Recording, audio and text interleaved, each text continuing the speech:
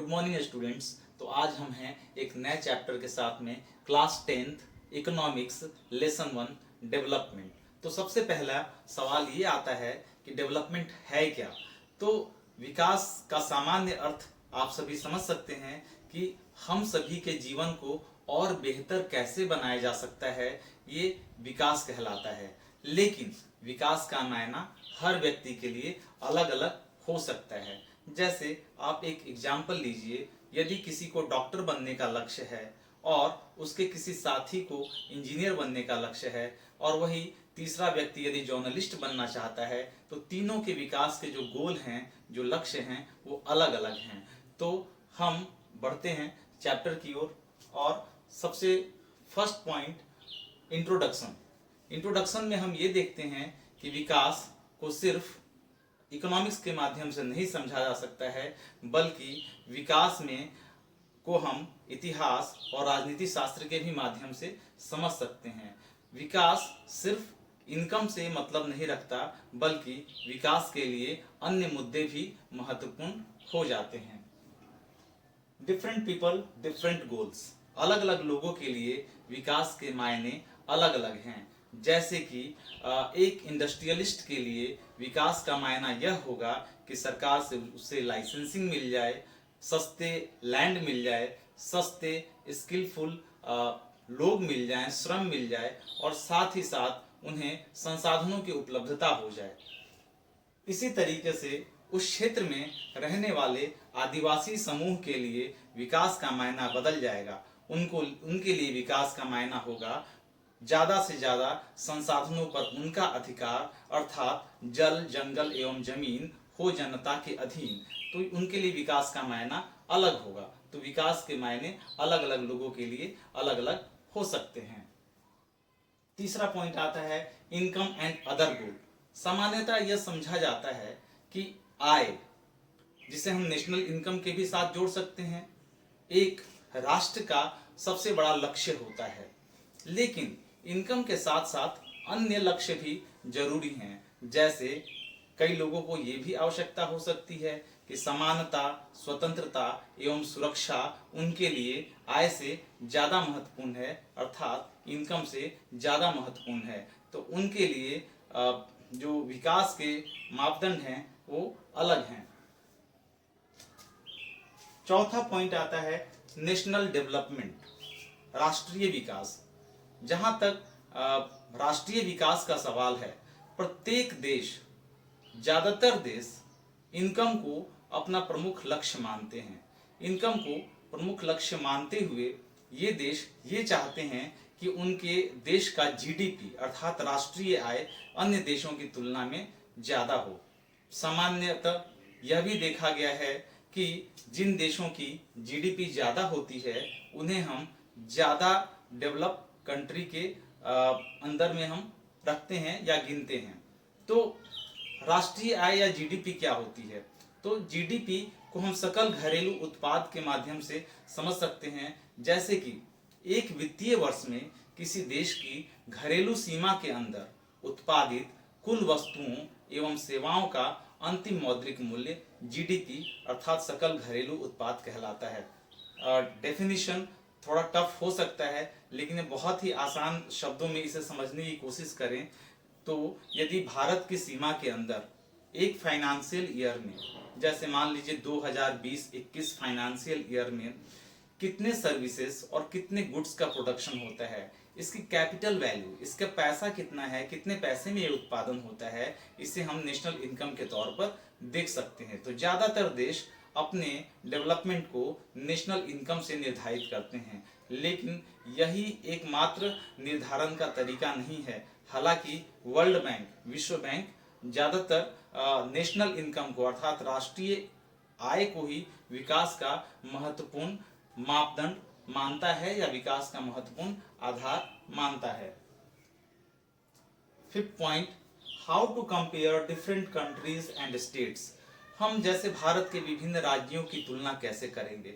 जैसे मान लीजिए कि हम 50 स्टूडेंट का एक क्लास है, उस क्लास में हम ये तुलना कैसे करेंगे कि ये स्टूडेंट डेवलपमेंट के मायने में ज़्यादा ऊंचा है या ये स्टूडेंट डेवलपमेंट के मायने में थोड़ा कम रह गया है। तो इसकी तुलना सामान्यतः आप लोग ये जवाब देंगे कि इसके मार्क्स अच्छे हैं, ये पांचों सब्जेक्ट में इसने टॉप किया है, या आप कुछ और भी ले सकते हैं।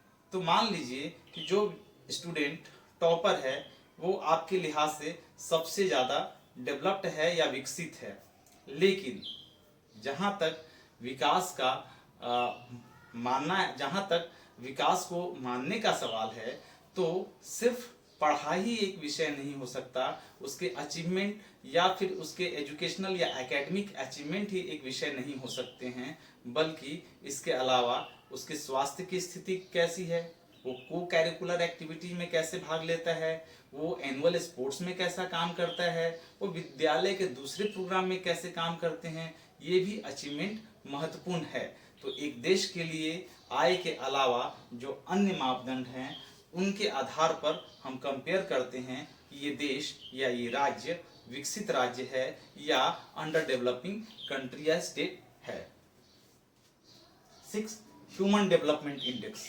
जब हम विकास को मापने की बात कर रहे थे तो ह्यूमन डेवलपमेंट इंडेक्स अर्थात मानव विकास सूचकांक को भी हम देखते हैं। यूनाइटेड नेशन ऑर्गेनाइजेशन की एक शाखा यूएनडीपी के द्वारा ये जारी किया जाता है और यूएनडीपी का मानना है कि विकास में नेशनल इनकम के साथ साथ स्वास्थ्य एवं शिक्षा को भी जोड़ा जाना आवश्यक है।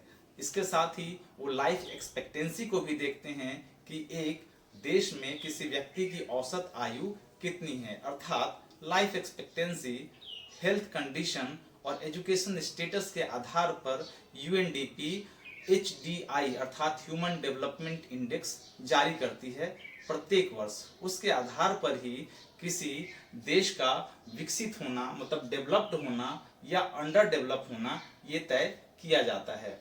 जैसे कि 2004 के ह्यूमन डेवलपमेंट इंडेक्स के आंकड़े के हिसाब से ये बताया गया है कि 4,53,000 मतलब 4,53,000 से ज्यादा इनकम वाले देश डेवलप्ड कंट्री के अंतर्गत आएंगे और 37,000 एनुअल इनकम से कम वाले देश अनडेवलप्ड कंट्री के अंतर्गत आएंगे या लो इनकम कंट्री के अंतर्गत आएंगे। तो भारत उसके हिसाब से 28,000 एनुअल इनकम भारत का ठहरता है और भारत उस हिसाब से लो इनकम वाले कंट्री के अंतर्गत आता है। तो इस तरीके से तो पूरे विश्व भर में अलग अलग देशों की तुलना हो गई नेशनल इनकम के आधार पर, लेकिन यूएनडीपी का मापदंड का तरीका नेशनल इनकम के साथ साथ मैंने बताया कि स्वास्थ्य एवं शिक्षा की स्थिति उस देश में कैसी है उसके आधार पर भी हम डेवलपमेंट को मापते हैं या मेजरमेंट करते हैं।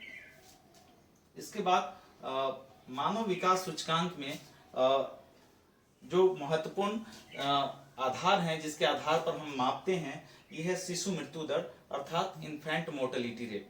इन्फेंट मोर्टेलिटी रेट का अर्थ यह है कि एक वर्ष के अंदर अर्थात 0 से 1 वर्ष के बीच में देश के अंदर जितने बच्चे जन्म लेते हैं उनमें से कितने बच्चों की मृत्यु हो जाती है, अर्थात प्रत्येक 1000 जन्म लिए बच्चे में से जितने बच्चे की मृत्यु हो जाती है उसे हम इन्फेंट मोर्टेलिटी रेट कहते हैं। किसी भी देश में यदि इन्फेंट मोर्टेलिटी रेट यदि ज्यादा होगा इसका मतलब कि वो कंट्री डेवलपमेंट में पीछे होगा। ज्यादातर अफ्रीकन देशों में ऐसा देखा गया है कि वहाँ पे इन्फेंट मोर्टेलिटी रेट ज्यादा है, अर्थात कहीं ना कहीं वहाँ पे स्वास्थ्य की स्थिति खराब है, तभी छोटे बच्चे जन्म लेते ही मर जाते हैं। सेकंड, लिटरेसी रेट साक्षरता दर अर्थात 7 वर्ष से ज्यादा उम्र के कितने लोग, पूरे देश की जनसंख्या में कितने लोग पढ़े लिखे हैं। तो 7 वर्ष से ज्यादा उम्र के सभी लोगों में से पढ़े लिखे लोगों का प्रतिशत लिटरेसी रेट कहलाता है। यदि लिटरेसी रेट ज्यादा होगा तो HDI में उस देश का स्थान या रैंकिंग ऊंचा होगा। इसी तरीके से हम आते हैं नेट अटेंडेंस रेशियो में, अर्थात 6 से 10 वर्ष की आयु वर्ग में कितने बच्चे, कुल बच्चों की संख्या में कितने बच्चों का प्रतिशत विद्यालय जाता है, उसे हम नेट अटेंडेंस रेशियो कहते हैं। अर्थात निवल उपस्थिति अनुपात के नाम से उसे जाना जाता है। इसके साथ ही जो 7वां पॉइंट आता है वो आता है सस्टेनेबिलिटी ऑफ डेवलपमेंट, अर्थात हम डेवलपमेंट में कितने सस्टेनेबल हैं, अर्थात हम डेवलपमेंट को किस तरीके से देख रहे हैं। ह्यूमन डेवलपमेंट इंडेक्स के बारे में आपको एक चीज़ और बता दूं कि भारत का स्थान जो 2006 के आंकड़े हैं उसके हिसाब से 177 देशों में 126वां है, अर्थात भारत से अच्छा निष्पादन कहीं श्रीलंका का है, जिसमें श्रीलंका की रैंकिंग 177 देशों में 93rd रैंक श्रीलंका को मिला हुआ है। जो लेटेस्ट आंकड़े आए हुए हैं HDI के, उस आंकड़े में भारत का स्थान 129वां है, अर्थात 129 रैंक भारत का है 189 कंट्रीज में, अर्थात कहीं ना कहीं भारत शिक्षा, स्वास्थ्य एवं आय की दृष्टि से पीछे है। तो हम देखते हैं सबसे जो इसका मेन पॉइंट है विकास की धारणीयता, अर्थात सस्टेनेबिलिटी ऑफ डेवलपमेंट, अर्थात हमें सस्टेनेबल डेवलपमेंट की जरूरत है। कई वैज्ञानिकों ने ये चिंता जाहिर की है कि 2050 तक पूरे संसाधनों का दोहन हो जाएगा, विश्व में पोल्यूशन का लेवल बहुत ज़्यादा बढ़ जाएगा, इससे कई प्रकार की बीमारियां उत्पन्न होंगी।